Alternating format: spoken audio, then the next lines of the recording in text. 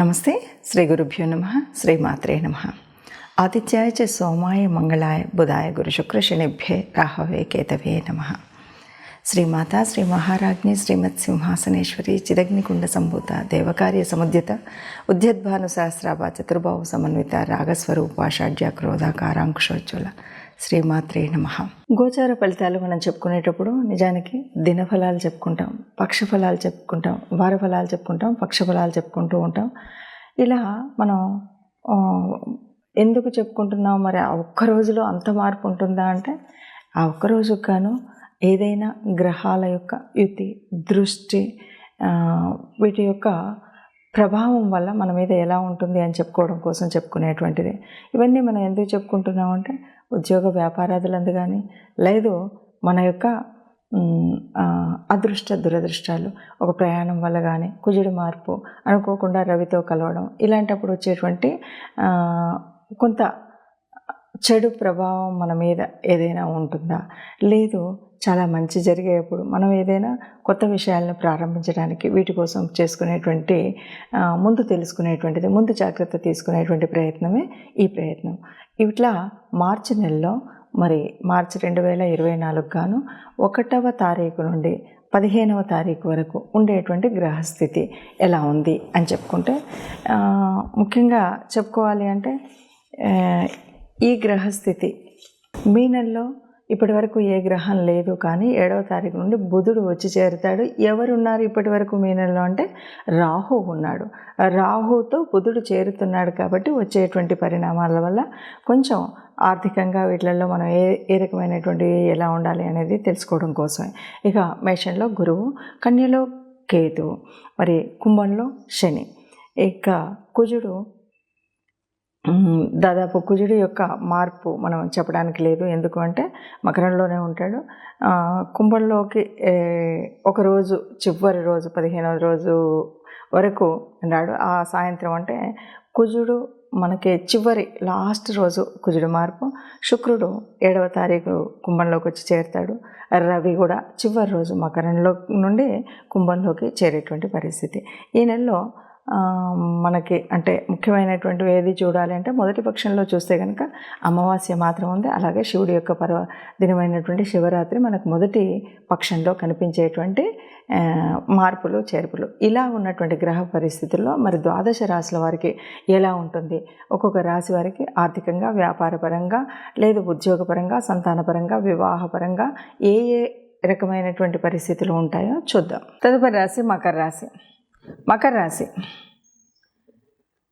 కుజుడు రాశిలో దాదాపు సగం రోజులు రాశిలో ఉంటాడు కాబట్టి దాని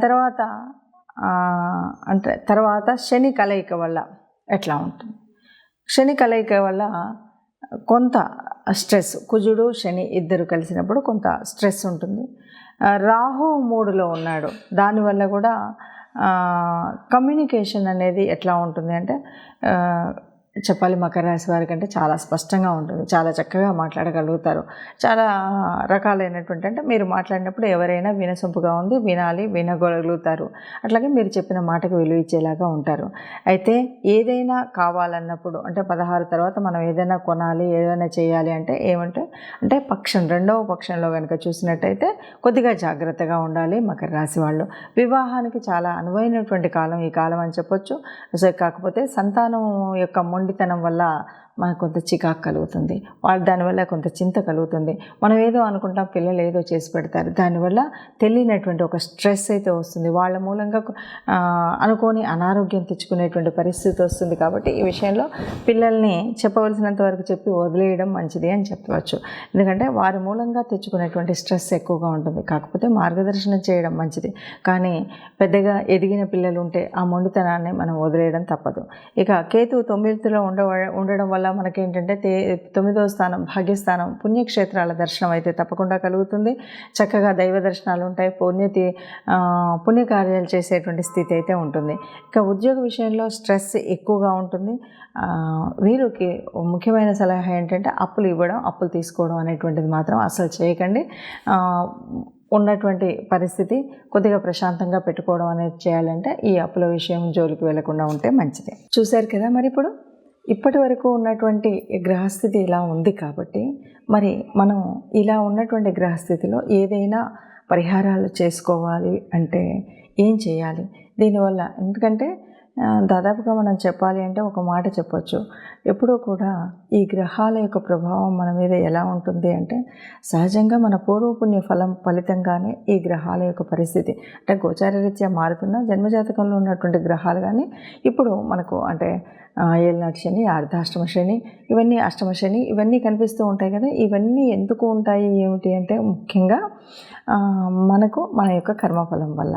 ఇప్పుడు మరి ఈ మాసంలో ఈ ఉన్నటువంటి ఫలితాలు ఈ ప్రభావం నుండి ఎలా తట్టుకోవాలంటే ముఖ్యంగా మనం చేయవలసినటువంటి పరిహారాలు ఏవైనా ఉన్నాయా అంటే అన్నింటికీ మించినటువంటి పరిహారం ఒక్కటి నిత్య దేవత ఆరాధన మరవకుండా చేయడం. ఇక రెండవది మనకున్నటువంటి రాహు కేతు ఈ రెండు గ్రహాలు కూడా కొంత ఇబ్బందిని కలిగించేటువంటివి. వాటితో వచ్చినటువంటి ముఖ్యంగా మనకు రాహుతో బుధుడు కలవడం వల్ల వచ్చినటువంటి పరిస్థితి ఏమిటి అంటే బుధుడు అంటేనే మన యొక్క తెలివితేటలను ఎక్కడ ఎప్పుడు ఉపయోగించాలి అని ఆ ఉపయోగించే విధంగా మనకు మార్గదర్శనం అవుతుంది. అలాంటప్పుడు కొద్దిగా తీసుకునే నిర్ణయంలో అటు ఇటు ఉన్నప్పుడు కొన్ని ఇబ్బందులు కలుగుతాయి. ఆ ఇబ్బందులు కలగకుండా ఉండాలి అంటే సక్రమమైన నిర్ణయం తీసుకోవాలంటే ఎందుకంటే పెట్టుబడులు పెడతాం. ఈ పెట్టుబడులు కనుక సరిగ్గా పెట్టకపోయినట్టయితే తీవ్రమైనటువంటి ఆర్థిక నష్టం వచ్చేటువంటి పరిస్థితి ఉంటుంది. కాబట్టి అలా రాకుండా ఉండాలి అంటే తప్పనిసరిగా రాహు కేతువుల యొక్క ఎందుకంటే బుధుడి యొక్క స్వక్షేత్రంలో కేతువు ఉన్నాడు. బుధుడు ఇప్పుడు ఎక్కడున్నాడో అక్కడ రాహు ఉన్నాడు.